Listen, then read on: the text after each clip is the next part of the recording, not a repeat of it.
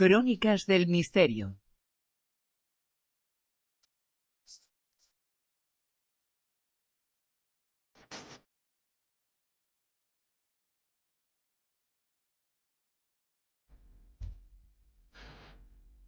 Las crónicas del misterio que comienzan ya con Lorenzo Fernández y Manuel Carballal. Muy buenas noches a los dos. Hola, muy buenas. ¿Qué tal? Muy buenas noches. Buenas noches, chicos. Manuel, que decía justito antes de entrar en antena que lo que le gustan a estos personajes son sus favoritos. Hombre, si hay gente extraña en el mundo, esta merece bastante ese calificativo, ¿no? Yo no sé quién es más extraño. Este tipo de gente, ¿no? Que se dedica a destripar o quien disfruta leyendo este tipo de gente, las historias de esta gente. Pero Es, ya hablaremos de ello. es el lado oscuro. Sí, sí, sí. Totalmente, totalmente. Cuando el actor español más famoso de la actualidad, con permiso de Antonio Banderas, Javier Bardem, comenzaba a hacerse grande en el cine, fue también en parte gracias a una película de Alex de la Iglesia, titulada la película Perdita Durango. No era una ficción, aquella película, y todo lo que pasaba en esa película no era una ficción. Se trataba de un personaje que unía satanismo, unía crimen brutal en casi todos los casos, y lo unía a una serie de creencias y a una serie de de creencias mágicas relacionadas con su figura y relacionadas con todo lo que estaba haciendo. Él era uno de los grandes narcotraficantes del país, uno de los grandes narcotraficantes mexicanos, y su historia se conoció finalmente como la de los narcosatánicos de Matamoros. Sí, ahora estamos muy familiarizados con todo el problema del narcotráfico en México, en la frontera de México con Estados Unidos, pero esto es algo que viene de muy antiguo. Y Matamoros es una de esas ciudades frontera entre México y el sur de los Estados Unidos. Y como muy bien dices, la película Perdita Durango, en realidad Perdita Durango, el personaje de Perdita Durango, está inspirado en Sara Aldred, la bruja. Es una mujer que todavía está cumpliendo condena en una prisión de México, que era la amante de Adolfo de Jesús, que es el personaje que representaba Javier Bardem. Sí, cuando Alex de la Iglesia hizo la película, yo recuerdo, me llamó mucho la atención aquellas declaraciones que decía que había dulcificado el guión, porque si hubiese contado las cosas tal y como ocurrieron, resultaría demasiado increíble. Y cualquier persona que haya visto Perdita Durango, bueno, pues recordará que, vamos, derrocha sangre y brutalidad en cada frame de la película, ¿no?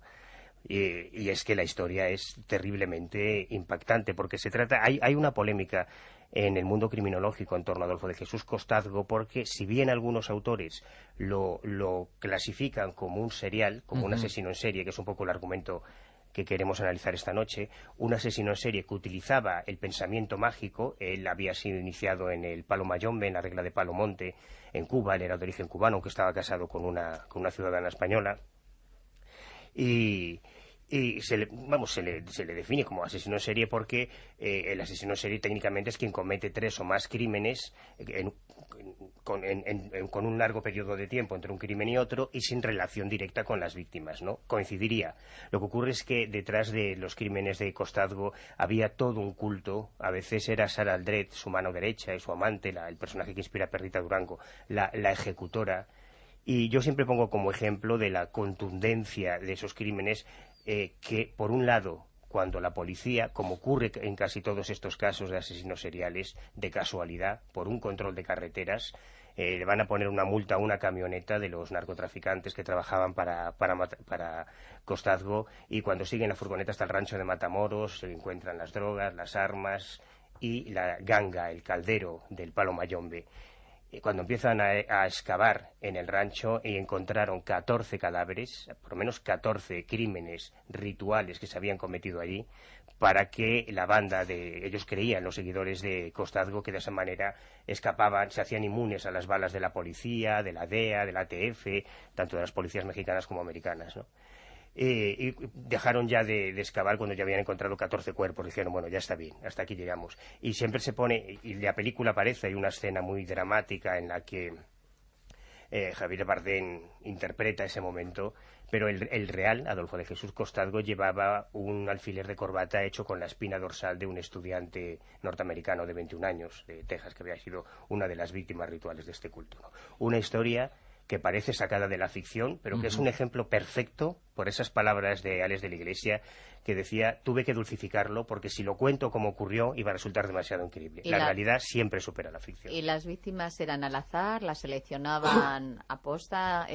¿Cogían el objetivo, le seguían? ¿O según iban a intentar hacer, pues no sé, algunos de sus actos, ¿no?, de delincuencia, pues decían, vamos a hacer este ritual y tenemos que coger esta víctima? El objetivo prioritario en esos casos era una víctima humana. En los rituales claro, si conoces un poco la regla conga, el palo mayombe, la regla de Palomonte en Cuba, el objeto fundamental del ritual es la ganga, el caldero, en el que se representa todos los elementos del universo. En los paleros en Cuba van a los cementerios y sustraen cráneos humanos, preferentemente cráneo de blanco y cráneo de negro, dicen en Guanabacoa o en Matanzas o en los grandes enclaves de la brujería del palo mayombe en Cuba. Pero no hacen sacrificios humanos, no es una cosa, todas las religiones afroamericanas, la santería, el palo mayombe, hasta los abacuá, están legalizadas en Cuba, son religiones oficiales y no se consentiría eso, ¿no? Lo que había hecho Costazgo había sido radicalizar y satanizar un poco el culto.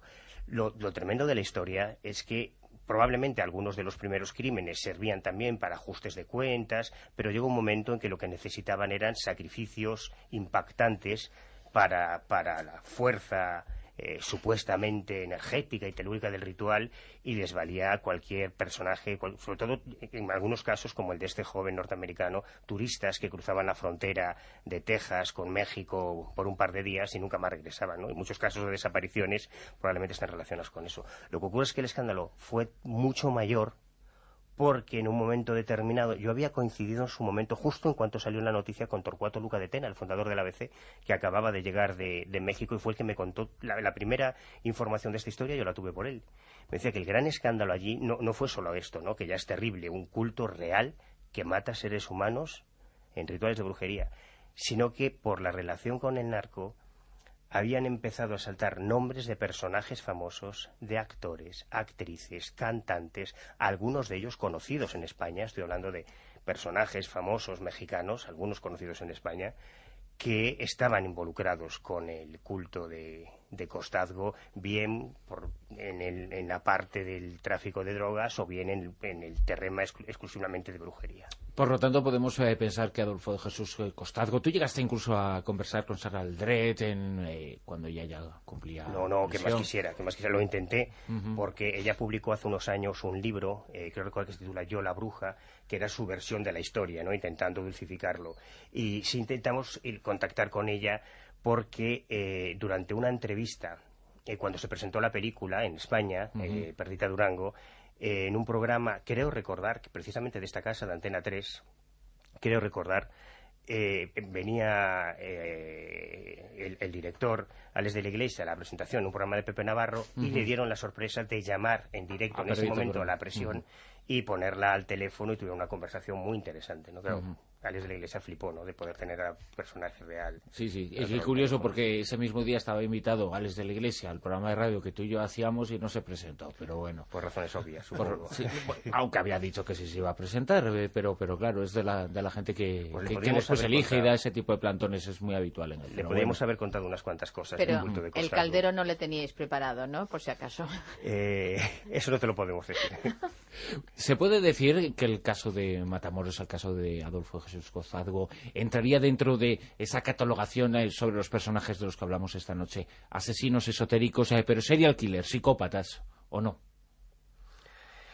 Hombre, cuando unes una figura como el asesino en serie, el psicópata homicida, porque no todos los asesinos en serie son psicópatas y no todos los psicópatas son asesinos en serie, pero cuando se une por un lado el pensamiento mágico delirante, con el homicida reincidente, el homicida sistemático, te encuentras con unos personajes que realmente parecen sacados de leyendas. Yo creo que no hay que irse muy lejos, uno de los que tenemos más cerca, Lorenzo lo conoce bien, lo ha estado investigando, es un personaje en el que se mezclan unas supersticiones tradicionales, ancestrales, muy, muy arraigadas además en el rural gallego, con una psicopatía homicida, que es el hombre lobo de Allariz, ¿no? Nuestro único hombre lobo. Hemos hablado muchas veces de él, ¿no? De Manuel Blanco Romasanta, precisamente por esas últimas informaciones que los hermanos Castro recogieron el año pasado, ¿no? Sobre el lugar donde había terminado finalmente, porque era uno de los grandes misterios, ¿no? Donde había sido enterrado o dónde había desaparecido Manuel Blanco Romasanta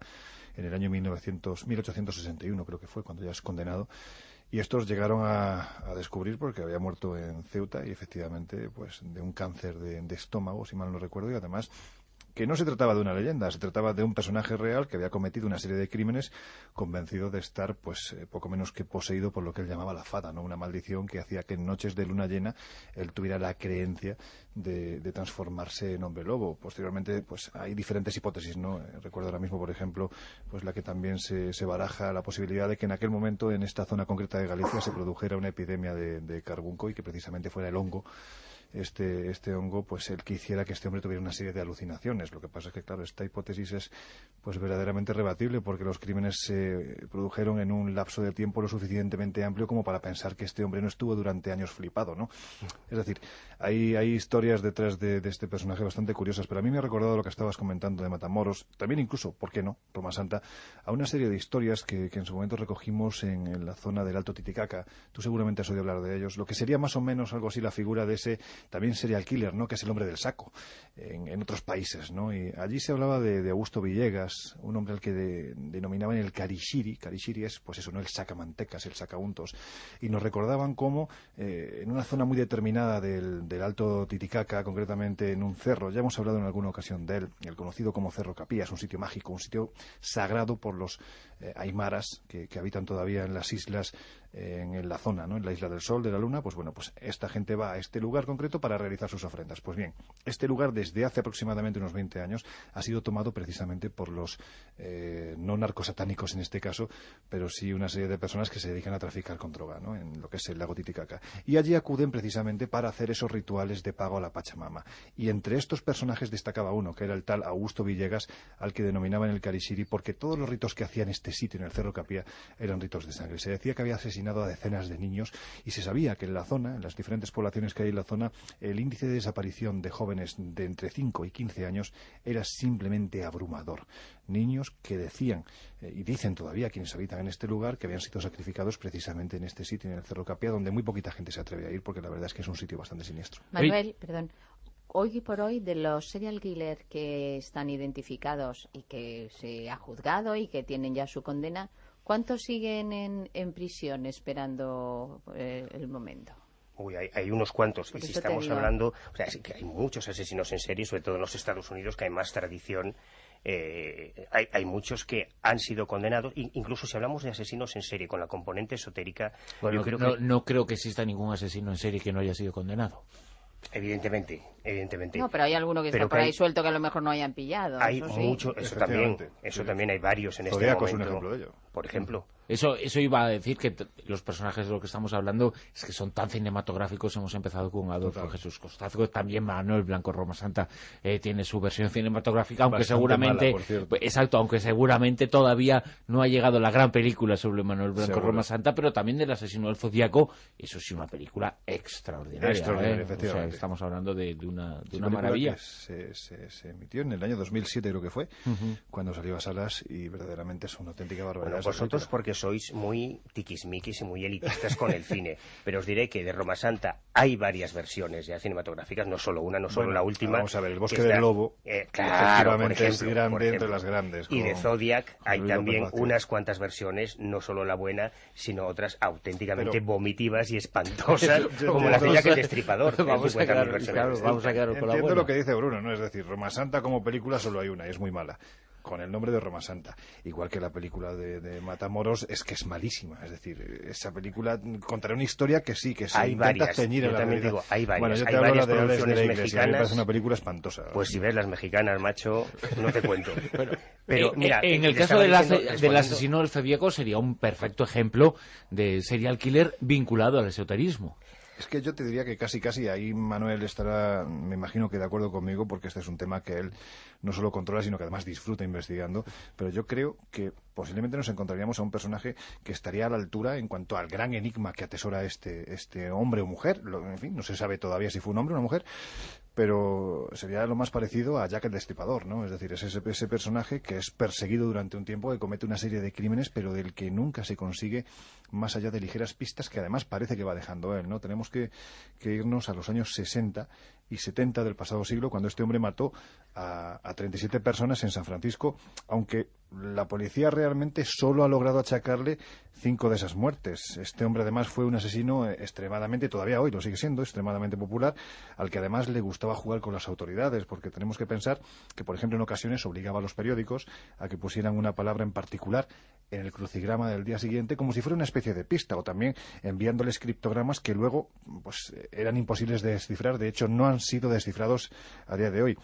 Pensad que el caso es tan sumamente interesante que, como ocurre con tantos otros en los que finalmente no se consigue detener al asesino, pues sigue abierto. Primero porque se baraja la posibilidad de que gran parte de esas 37 muertes no las cometiese el Zodíaco, sino que las cometiesen imitadores que surgieron posteriormente. Y no solo esto, segundo, lo más importante, pues porque jamás se logró saber de quién se trataba. Vamos, es que no se sabe si es un hombre o una mujer. Pero lo que sí es curioso es que hace unos meses, como tanto, lo comentaba con Manuel antes de empezar la sección, pues cada año prácticamente surgen, no decenas, pero sí, muchos libros, algún que otro programa de radio, alguna que otra, en fin, serie de televisión, reportaje, en los que no habla de este personaje, pues eso, esbozando la última teoría. Y la última teoría llegó precisamente a finales del año pasado, cuando un personaje llamado Lyndon Lafferty, de 79 años, publicó un libro. Este hombre era un antiguo agente de policía de tráfico de California, y publicó un libro en el que aseguraba que el célebre asesino sigue vivo, que tiene a día de hoy 91 años y que es un ex alcohólico que intenta recuperarse en su casa de Fairfield, en California. De hecho, Lafferty se negó en todo momento a la hora de desvelar la identidad del asesino, al punto de que, bueno, pues llamaba la atención de los periodistas que verdaderamente mostraba cierta simpatía por él, ¿no? Lo que sí llamó poderosamente la atención fue la explicación que dio al por qué las autoridades no lograron finalmente encarcelar a este hombre. Y es que afirmó en su trabajo que la ira asesina provenía de que su mujer le era infiel y que la policía jamás llegó a descubrir su identidad porque un juez puso todas las complicaciones posibles del mundo para que ésta no se produjera. ¿Cuál era el motivo? Pues que ese juez era el amante de la mujer del Zodíaco. Jolín, madre mía, Es que decir, rebuscado. de ahí la ira asesina, no contra el juez, sino contra el resto de la humanidad. Ahí hay otra película ya, ¿eh? No, Sí, y ¿verdad? además que ya es tan mayor que aunque quiera actuar ya Pero es espérate, que no puede. Es que este Lafferty, de 71 años, dice que además en una ocasión vio al asesino en un área de servicio, de descanso, y cuando estaba trabajando como agente de policía, y aseguró en un programa de televisión que literalmente fue como mirar a los ojos de la muerte, pero sí, no lo detuvo. Bueno, Esa es la última teoría de un personaje que yo creo que se ha convertido en casi una leyenda, ¿no? Mira, otra leyenda, y además va a ser una película, quizás salga este año, no recuerdo ahora el actor, pero es uno de los grandes actores de Hollywood en este momento, actor y director, que va a dar vida a Richard Ramírez, otro de los casos fantásticos, el de Richard Ramírez, que es uno de los personajes... El hombre que actuaba por la voluntad de Satán. Sí, un tipo curioso, el merodeador nocturno. Además, un tipo fue muy difícil de localizar porque buscaba víctimas muy diferentes entre ellas, un modus operandi distinto. A veces utilizaba armas de fuego, a veces armas blancas, a veces eran simples agresiones, otras violaciones, otras hurtos. Y Richard Ramírez es uno de los asesinos en serie que está condenado, está en el corredor de la muerte esperando a ser ejecutado. Y mientras tanto se ha convertido en un rompecorazones y un ídolo de masas para muchas norteamericanas. Una de ellas hasta llegó a casarse con él. Fíjate. Pues que se acerque mucho a ver qué es lo que va a pasar con ella. Bueno, hasta aquí. ¿Cuántos y cuántos personajes más podríamos mencionar en esta lista de asesinos esotéricos, de serial killer esotéric? Que ese sería el título también de otra película. Manuel Carballal, Lorenzo Fernández, mañana nos escuchamos en la tertulia. Muy bien. Buenas noches. Guardar el pocito de sangre que tenéis. Sí.